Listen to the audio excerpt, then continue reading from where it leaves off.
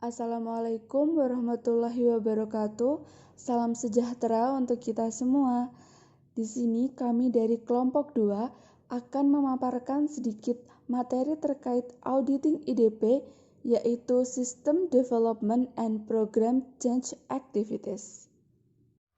Hari ini kita akan membahas tentang System Development and Program Change Activity yang terbagi menjadi 4 subbab. Yang pertama yaitu Participant in System Development, yang kedua Information System Equation, yang ketiga yaitu System Development Life Cycle, dan yang terakhir yaitu Controlling and Auditing the SDLC.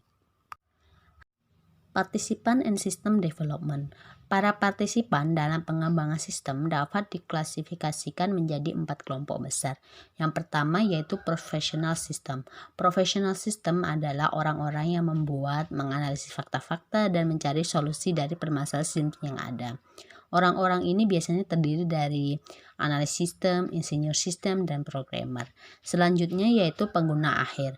Pengguna akhir adalah pengguna utama dari sistem tersebut.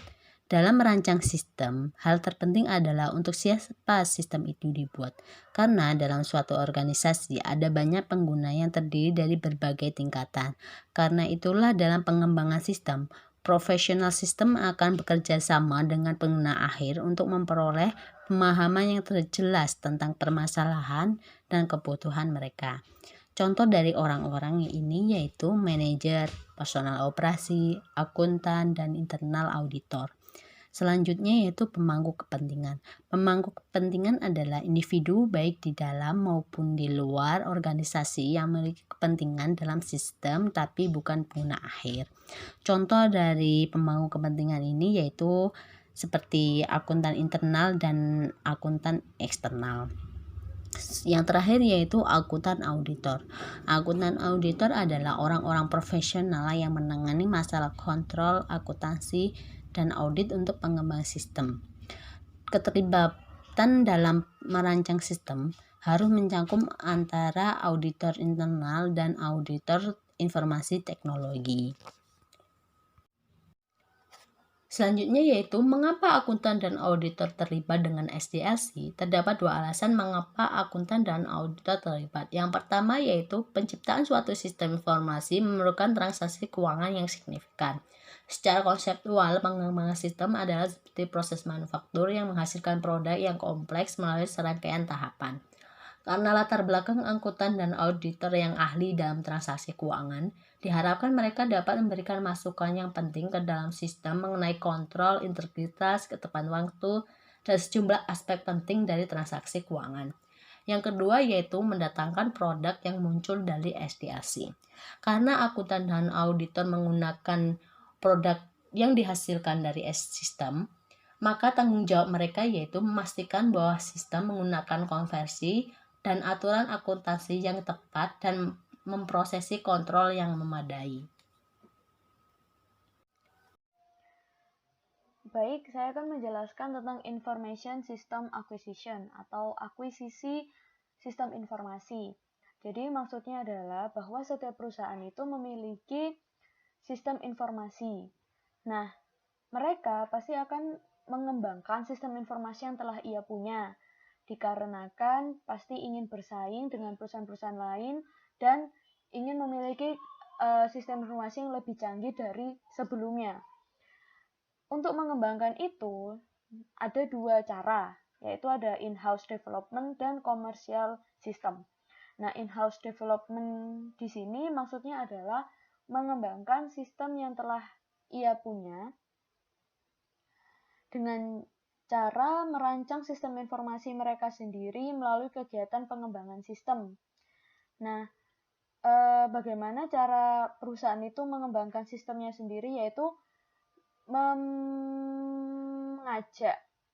atau mempertahankan staf IT-nya dan menganalisis sistem yang akan dikembangkan oleh programmer untuk mengidentifikasi kebutuhan informasi pengguna dan memenuhi kebutuhan dari organisasi itu. Jadi mau dikembangkan seperti apa nih sistemnya.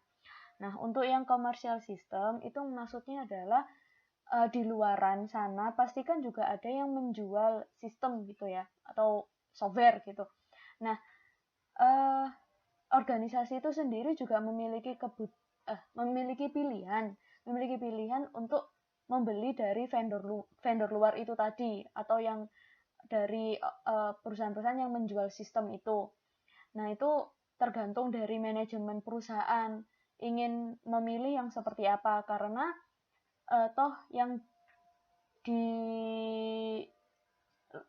dijual oleh vendor-vendor itu juga memiliki keunikan tersendiri dan kebutuhan dan serta kelebihan dan kekurangan masing-masing. Jadi organisasi ini membutuhkannya sistem yang seperti apa, kayak gitu. Baik. Nah, selanjutnya yaitu tentang tren pada software komersial. Sebelumnya, saya ingin menjelaskan terlebih dahulu arti komersial. Seperti yang kita sering dengar gitu ya, komersil gitu. Nah, komersial memang di sini itu artinya adalah kalau kita membayangkan tuh laku gitu. Paling laku lah gitu ya, yang gampang laku gitu. Nah, di sini tuh ada 4 faktor yang mendorong pertumbuhan pasar software komersial. Jadi kenapa software komersial itu laku? Dikarenakan ada 4 faktor ini. Yang pertama itu biaya yang relatif rendah untuk software komersil umum dibandingkan dengan software khusus. Yang kedua, adanya muncul vendor spesifik industri yang menargetkan software mereka untuk kebutuhan jenis bisnis tertentu. Yang ketiga, ada meningkatnya permintaan dari bisnis yang terlalu kecil untuk membeli di staf pengembangan sistem in-house. Dan yang keempat, ada kecenderungan ke arah pengecilan unit organisasi dan langkah yang dihasilkan terhadap lingkungan pemrosesan data terdistribusi yang telah membuat opsi software komersil lebih menarik bagi organisasi yang lebih besar.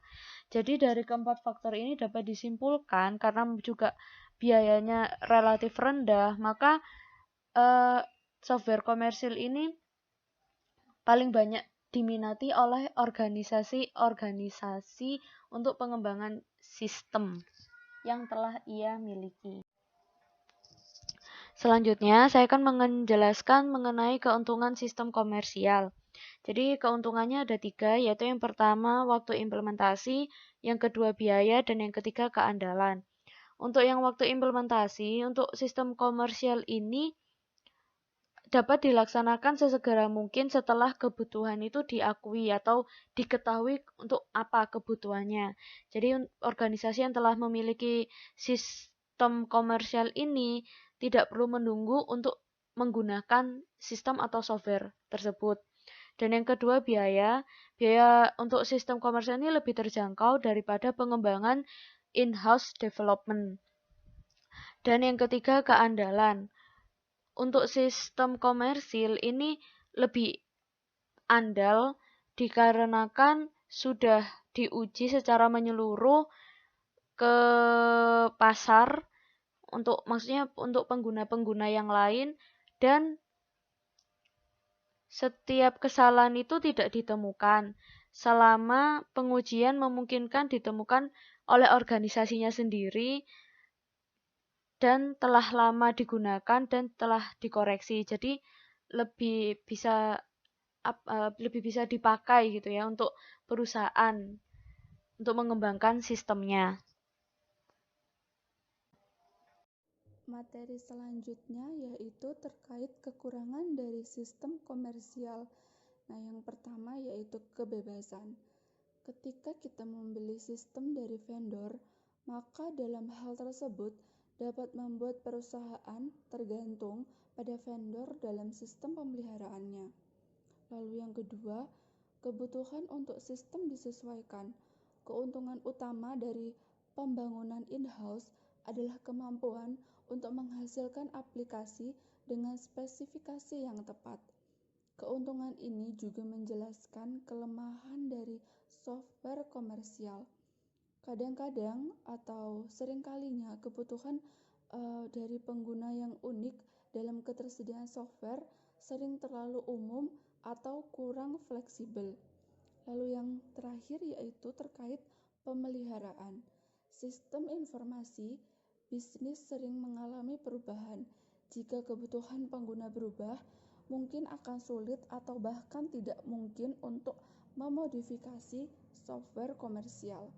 Maksudnya adalah dalam pengembangan in-house, bagaimanapun harus menyediakan aplikasi khusus yang dapat dipertahankan secara ekonomis.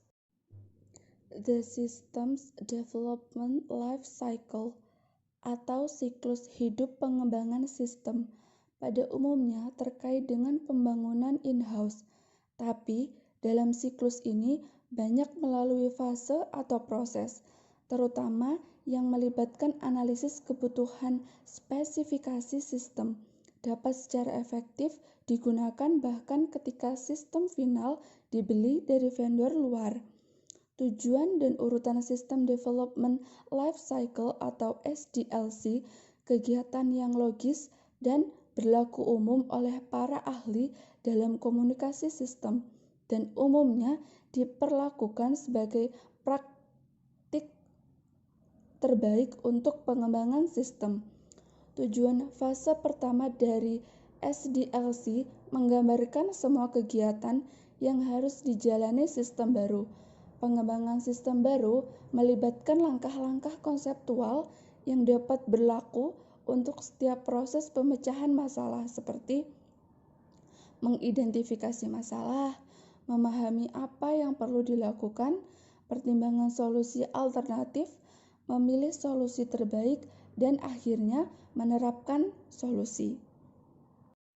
Dalam SDLC terdapat beberapa tahapan. Nah, untuk yang pertama yaitu sistem perencanaan tahap 1. Tujuan perencanaan sistem adalah untuk menghubungkan proyek sistem individual atau aplikasi untuk tujuan strategis dari perusahaan. Nah, proyek sistem ini dianalisis dengan menggunakan rencana strategis TI yang terbuka dari dan sebangun dengan rencana bisnis organisasi. Harus ada keselarasan antara proyek-proyek individu dan rencana bisnis atau perusahaan mungkin gagal untuk memenuhi tujuannya. Perencanaan sistem yang efektif memberikan keselarasan dari tujuan ini. Yang kedua, siapa yang harus melakukan sistem perencanaan? Sebagian besar perusahaan yang mengambil sistem perencanaan untuk membentuk pengendalian sistem komite untuk memberikan bimbingan yang meninjau status proyek sistem. Komposisi komite pengarah mungkin termasuk CEO, CFO, petugas kepala informasi, manajemen senior dari daerah pengguna, auditor internal, dan manajemen senior dari layanan komputer. Untuk pihak eksternal seperti manajemen konsultan dan auditor eksternal perusahaan juga dapat melengkapi komite. Sistem perencanaan terjadi pada dua tingkat. Yang pertama yaitu sistem perencanaan strategis dan proyek perencanaan. Untuk sistem perencanaan strategis melibatkan alokasi sumber daya sistem di tingkat makro, biasanya berhubungan dengan jangka waktu 3-5 tahun. Pada proses ini mirip dengan anggaran sumber daya untuk kegiatan strategis lainnya seperti pengembangan produk, diskusi, riset pasar, dan teknologi manufaktur. Rencana sistem strategis berkaitan dengan alokasi sumber daya seperti sistem sebagai karyawan atau jumlah sistem profesi untuk dipekerjakan, lalu perangkat keras yaitu jumlah workstation, mini komputer, dan mainframe untuk dilakukan. Lalu software yaitu dana untuk alokasi untuk proyek-proyek sistem baru dan untuk sistem pemeliharaan, dan telekomunikasi yaitu dana yang dialokasikan untuk jaringan dan ADI. Lalu yang kedua dari bagian tersebut adalah proyek perencanaan.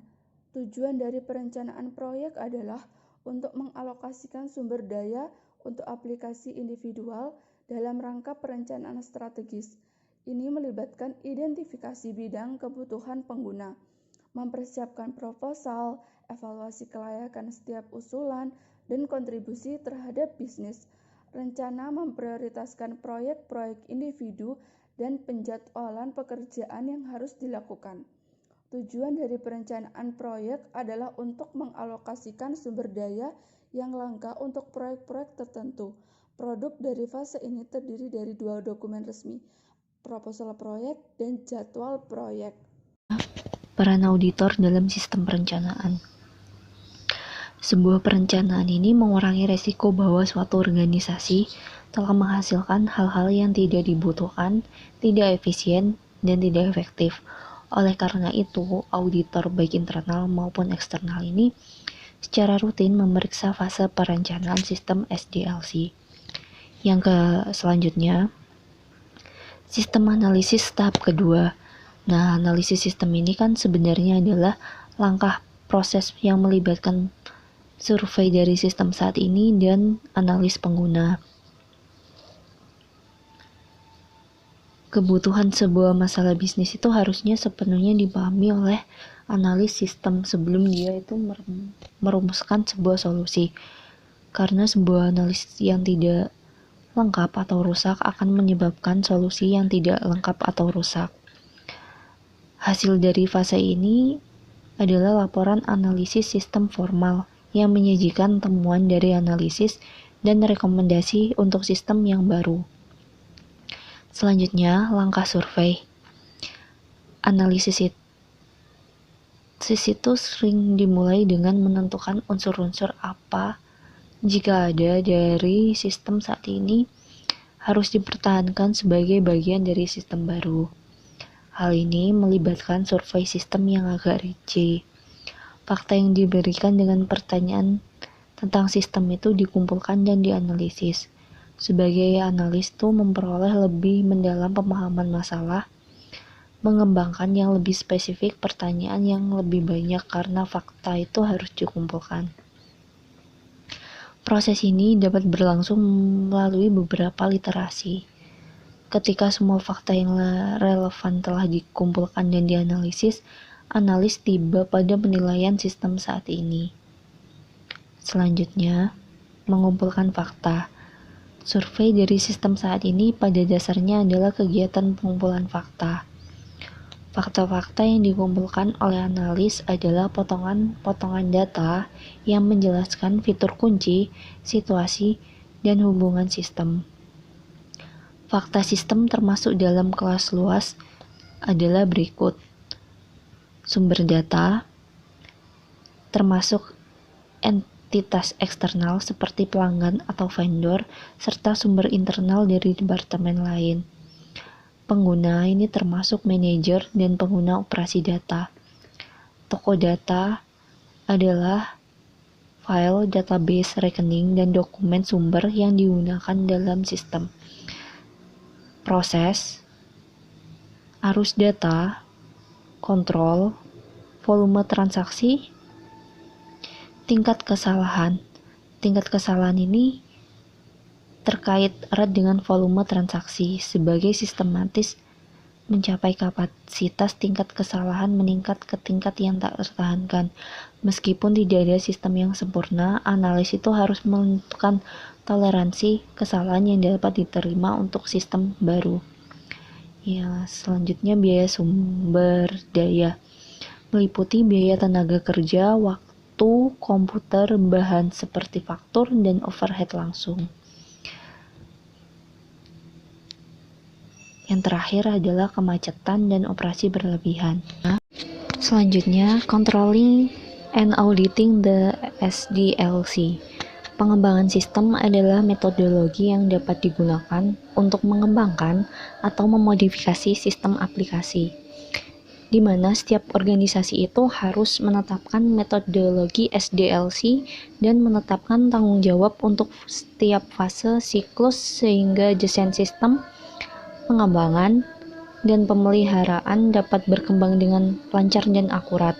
Nah, siklus ini itu dimulai dengan kebutuhan yang dirasakan dan meluas melalui studi kelayakan, R&D, pengujian, implementasi penerimaan dan persetujuan sistem, tinjauan pasca implementasi dan pemeliharaan aplikasi dan perangkat lunak sistem. Mengikuti setiap fase siklus ini itu memastikan bahwa perangkat lunak baru atau yang direvisi itu memenuhi kebutuhan dari organisasi tersebut, bahwa kontrol internal yang memadai itu konsisten dengan tujuan manajemen, dan bahwa aplikasi tersebut itu pengimplementasiannya itu